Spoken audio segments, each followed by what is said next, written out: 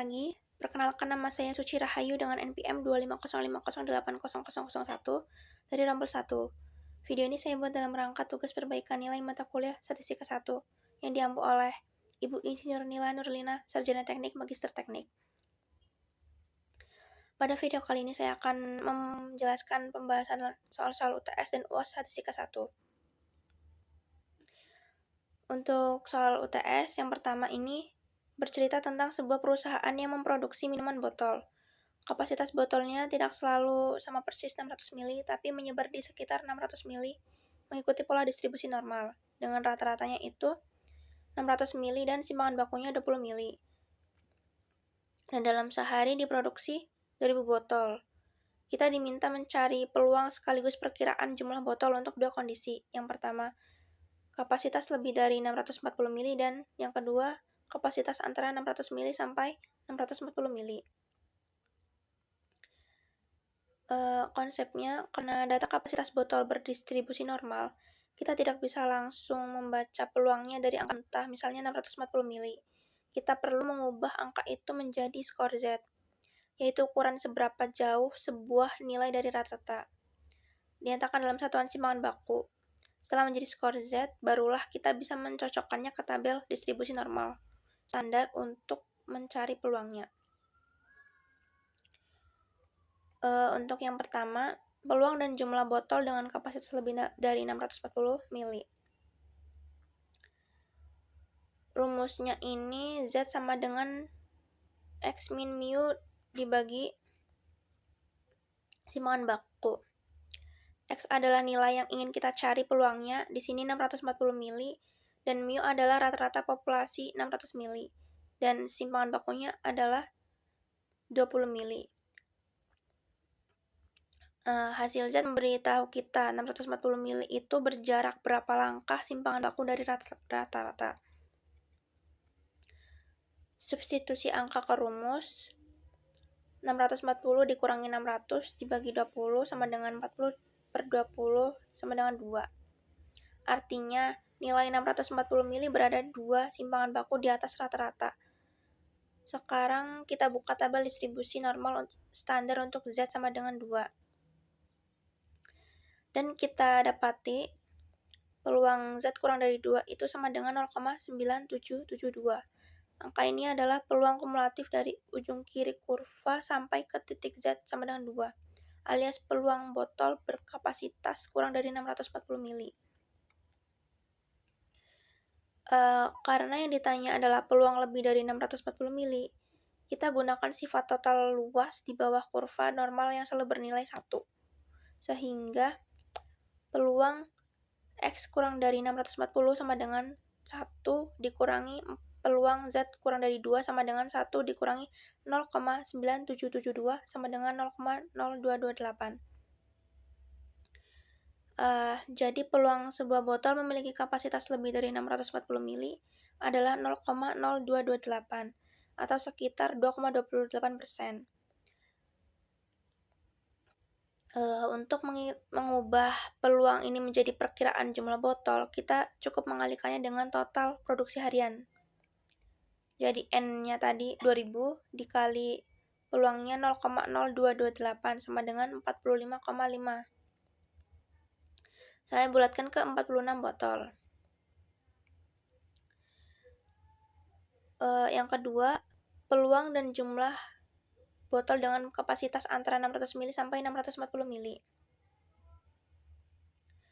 Sekarang kita mencari peluang di antara dua batas, yaitu 600 ml yang kebetulan sama dengan rata dan 640 ml. Karena dua batas, kita perlu menghitung skor Z. Z1 ini 600 dikurangi 620 sama dengan 0. Z2 sama dengan 440 dikurangi 600 bagi 20 sama dengan 2. Z1 ini sama dengan 0 masuk akal karena 600 ml adalah rata-ratanya sendiri. Jadi jaraknya 0 simpangan baku. Untuk mencari peluang antara titik Z, kita kurangkan peluang kumulatif titik yang lebih besar dengan peluang kumulatif titik yang lebih kecil. Peluang 600 kurang dari X kurang dari 640 sama dengan peluang 0 kurang dari Z kurang dari 2 sama dengan peluang Z kurang dari 2. Kurangi peluang Z kurang dari 0 sama dengan 0,9772 dikurangi 0,500 sama dengan 0,4772.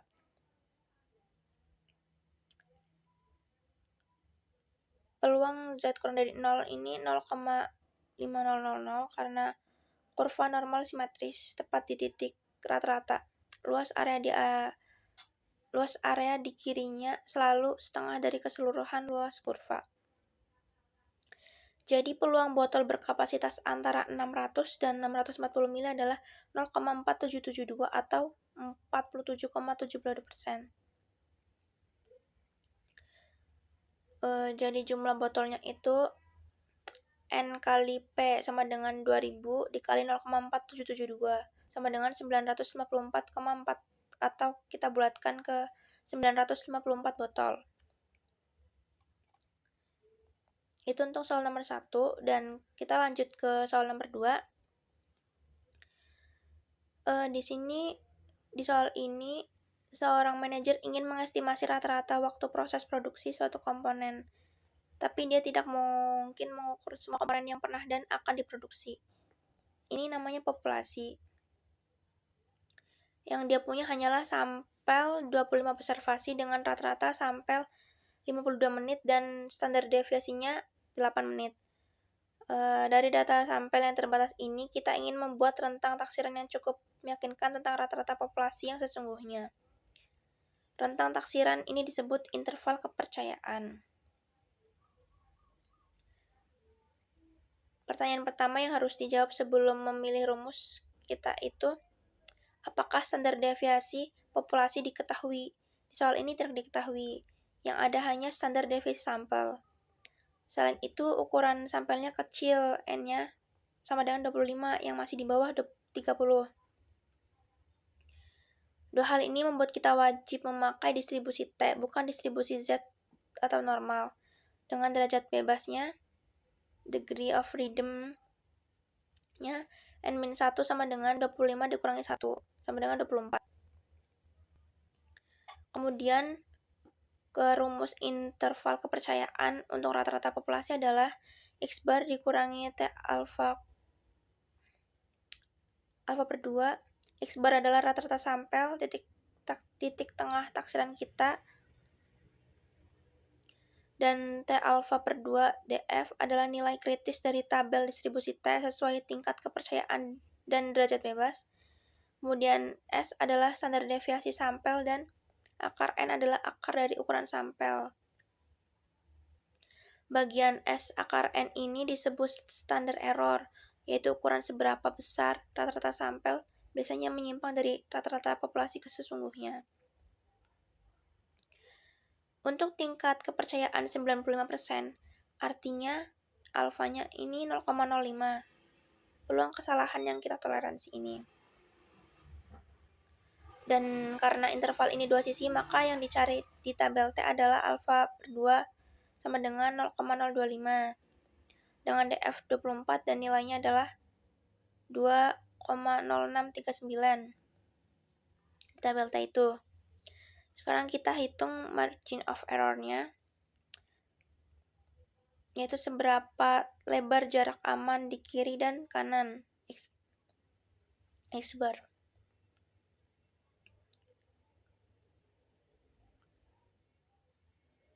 Kemudian margin of error-nya diketemukan 3,302. Setelah margin of error ketemu, kita tinggal menambah dan menguranginya dari X bar. 52 dikurangi 3,302 kurang dari mu kurang dari 52 ditambah 3,302 itu 48,70 menit kurang dari mu kurang dari 55,30 menit. Jadi dengan tingkat kepercayaan 95%, kita yakin rata-rata waktu proses produksi komponen sesungguhnya di seluruh populasi, bukan cuma di 25 sampel ini, berada di antara 48,70 menit sampai 55,30 menit.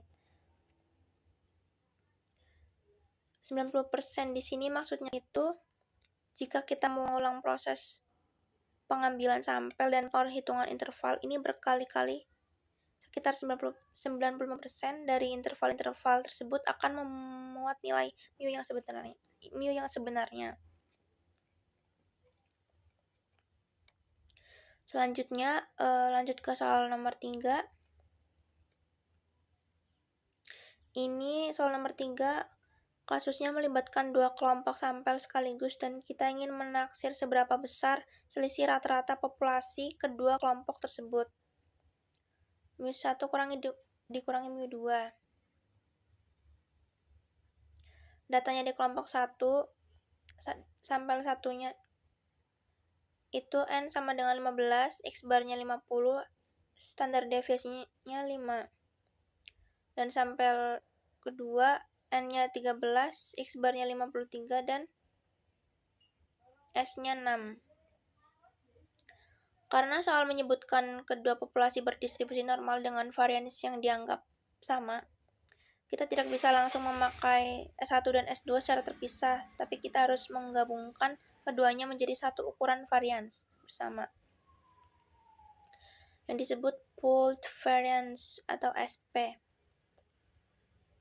yang pada dasarnya adalah rata-rata tertimbang dari kedua varian sampel dengan bobot sesuai ukuran sampel masing-masing.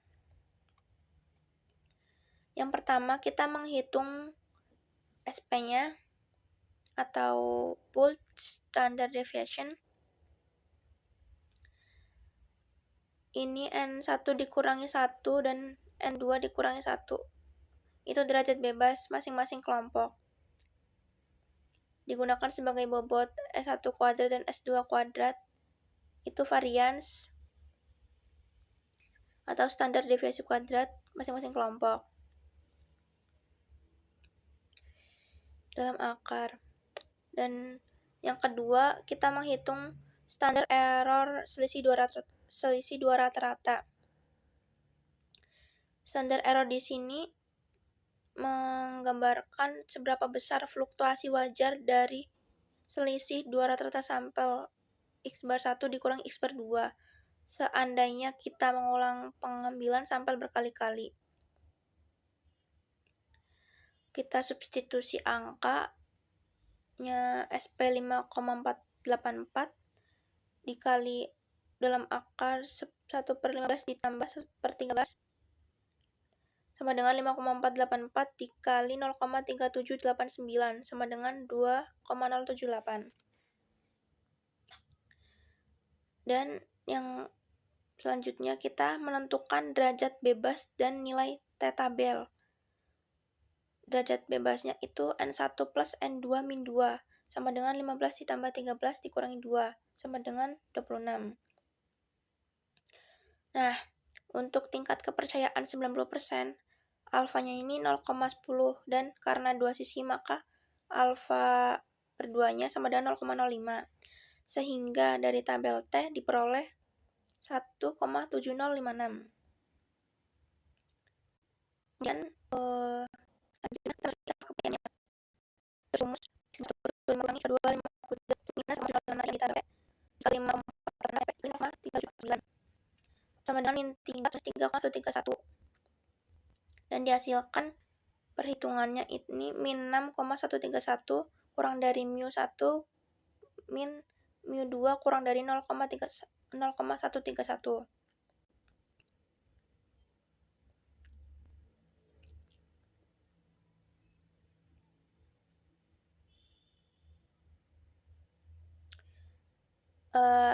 Min 3 ini artinya kelompok 1 tampak lebih rendah dari kelompok 2.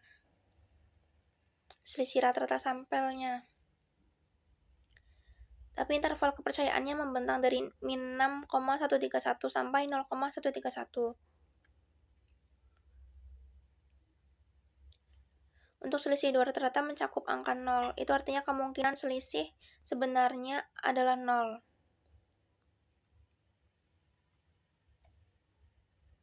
Jadi, kesimpulannya pada tingkat kepercayaan 90%, kita tidak punya cukup bukti statistik bahwa rata-rata kedua populasi ini benar-benar berbeda secara signifikan, meskipun secara sampel angkanya kelihatan beda. Kemudian ke UAS, soal nomor 1.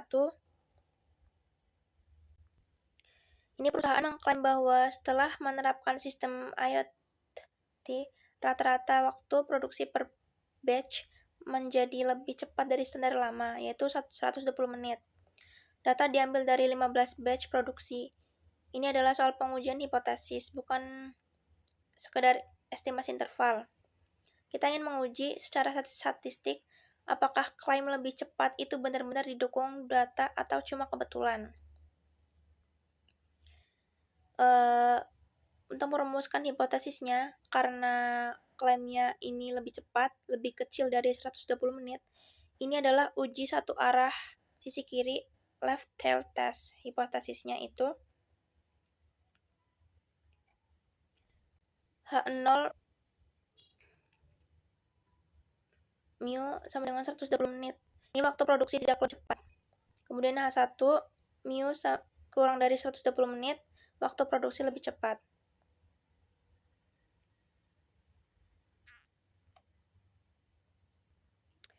H0 disebut hipotesis nol selalu berisi pernyataan tidak ada perubahan atau efek. H1 adalah hipotesis alternatif, berisi klaim yang ingin dibuktikan. Nah, kita menguji H0 kalau data cukup kuat menentangnya, barulah H0 kita tolak dan H1 kita terima.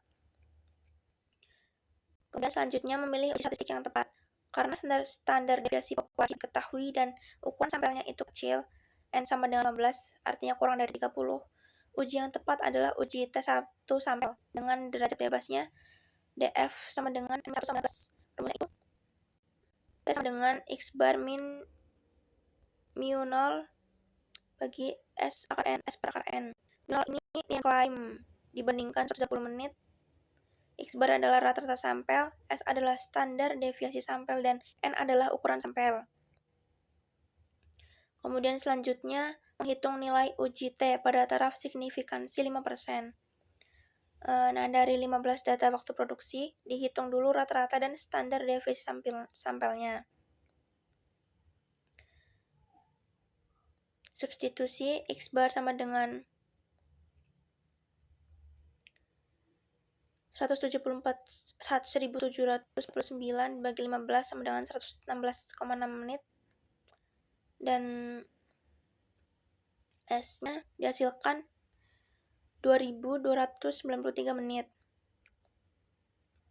Lalu nilai T hitungnya itu T sama dengan 116 kurangi 6 dikurangi 120 dibagi 2,293 per akar 15 sama dengan min 3,4 per 0,592 sama dengan min 5,743.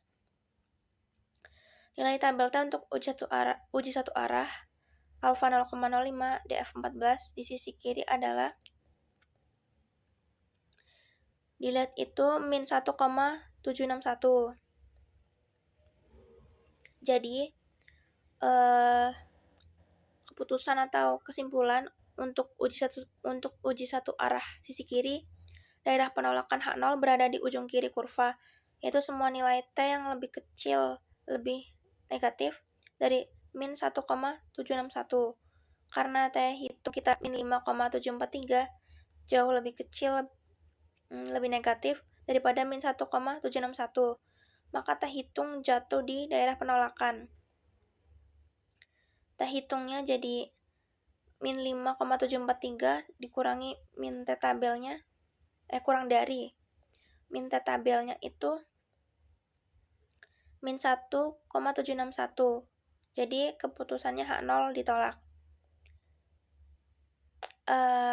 Kesimpulannya, pada taraf signifikansi 5% terdapat cukup bukti statistik bahwa rata-rata waktu produksi per batch setelah implementasi sistem IoT memang lebih cepat dari 120 menit.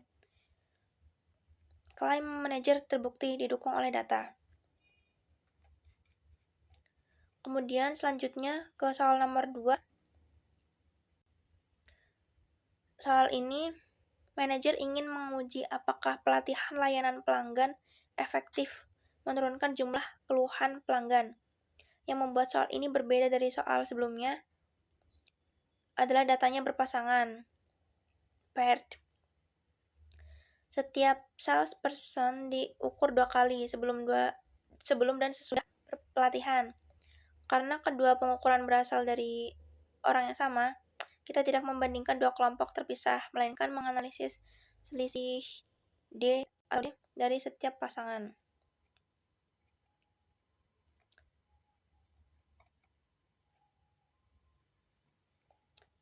Dari data yang ada, pertama kita merumuskan hipotesisnya. Karena yang diuji adalah apakah keluhan menurun, D sama dengan before min after bernilai positif berarti terjadi penurunan. Maka H0-nya UD kurang dari sama dengan 0. Ini pelatihan tidak efektif. Dan H1 UD lebih dari 0. Ini pelatihan efektif, keluhan menurun. Karena data berpasangan digunakan uji T berpasangan dengan DF sama dengan N-1 sama dengan 4. Rumusnya ini T sama dengan D ini adalah rata-rata selisih before min after dari seluruh pasangan. Dan SD adalah standar deviasi dari selisih tersebut. Perhatikan di sini kita hanya bekerja dengan satu kolom angka saja, yaitu kolom D, sehingga secara matematis mirip dengan uji T1 sampel biasa. Hanya saja mu 0 yang dibandingkan adalah 0. Kemudian menghitung rata-rata dan standar deviasi selisih. Substitusi ke rumus itu dihasilkan 5.674 SD-nya. Kemudian dilanjut menghitung uji T. T sama dengan 4,2 dibagi 5,674 akar 5 per akar 5 sama dengan 4,2 per 2,537. Dihasilkan 1,655. Nilai T tabel untuk uji satu arah alfa 0,01, DF sama dengan 4 tadi adalah 3,747 nilai tabel. Kemudian untuk keputusan dan kesimpulan, karena ini uji satu arah sisi kanan, H1 mu D lebih dari 0, daerah penolakan H0 berada di ujung kanan kurva, yaitu nilai T yang lebih besar dari 3,747. Nilai T hitung kita ini 1,655. Masih jauh di bawah ambang 3,747, sehingga belum masuk daerah penolakan. T hitungnya 1,655 kurang dari T tabel 3,747. Artinya ini H0 gagal ditolak atau H0 diterima. Jadi kesimpulannya, pada taraf signifikansi 1%, meskipun secara rata-rata sampel terlihat ada penurunan keluhan 4,2, penurunan ini belum cukup kuat secara statistik untuk membuktikan bahwa pelatihan benar-benar efektif. Ini contoh yang bagus untuk memahami bedanya kelihatan ada penurunan di data dengan penurunan itu signifikan secara statistik. Keduanya tidak selalu sejalan, apalagi dengan ukuran sampel yang kecil seperti N sama dengan 5. Nah, kemudian lanjut ke soal nomor 3. Soal terakhir, perusahaan ini menguji tensile strength, kekuatan tarik, dari 3 formulasi bahan baku berbeda, masing-masing dengan 5 sampel, totalnya 15 sampel, karena yang dibandingkan bukan cuma 2 kelompok, tapi 3 kelompok sekaligus, kita tidak lagi memakai uji T, melainkan ANOVA satu arah.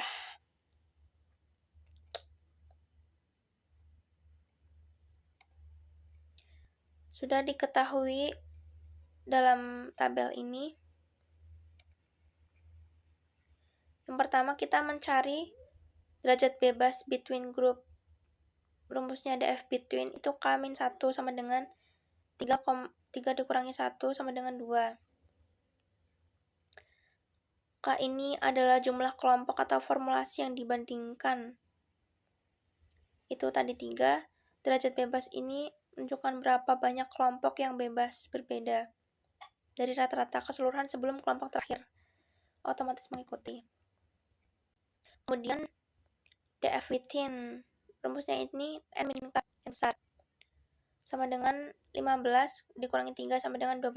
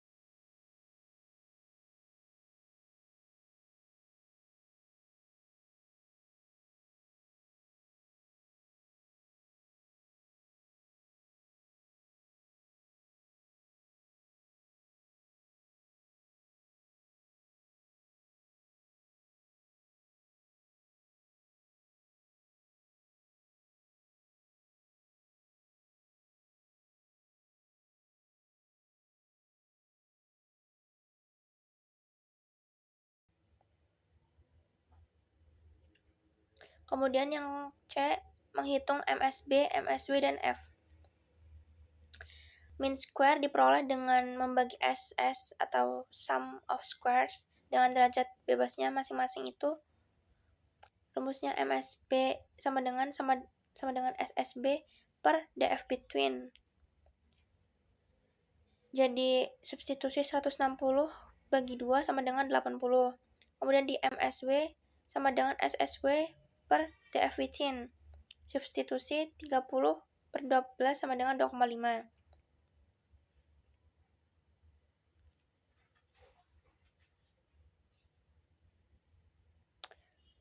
Nilai F adalah perbandingan antara variasi antar kelompok dengan variasi dalam kelompok.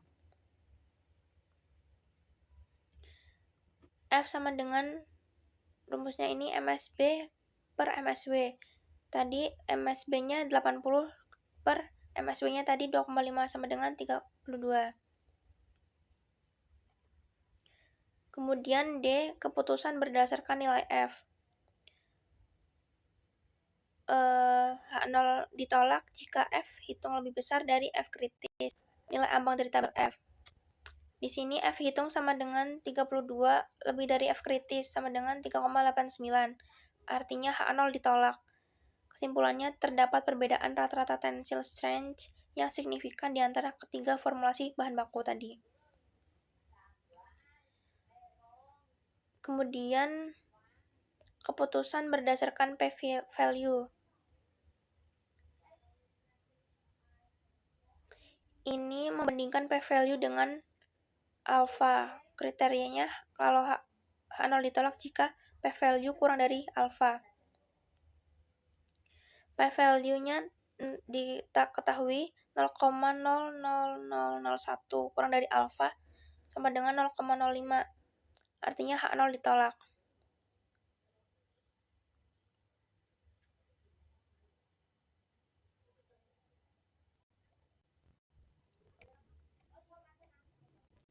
Kesimpulannya, ini konsisten dengan keputusan berdasarkan WF.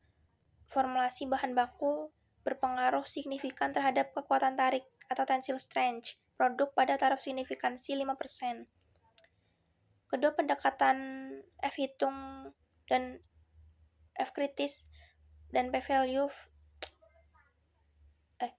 F hitung plus F kritis dan p-value plus alpha akan selalu memberikan kesimpulan yang sama karena keduanya sebenarnya berasal dari logika pengujian yang sama, hanya dilihat dari dua sudut angka yang berbeda.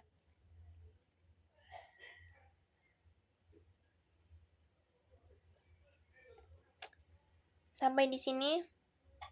Sekian, wassalamualaikum warahmatullahi wabarakatuh.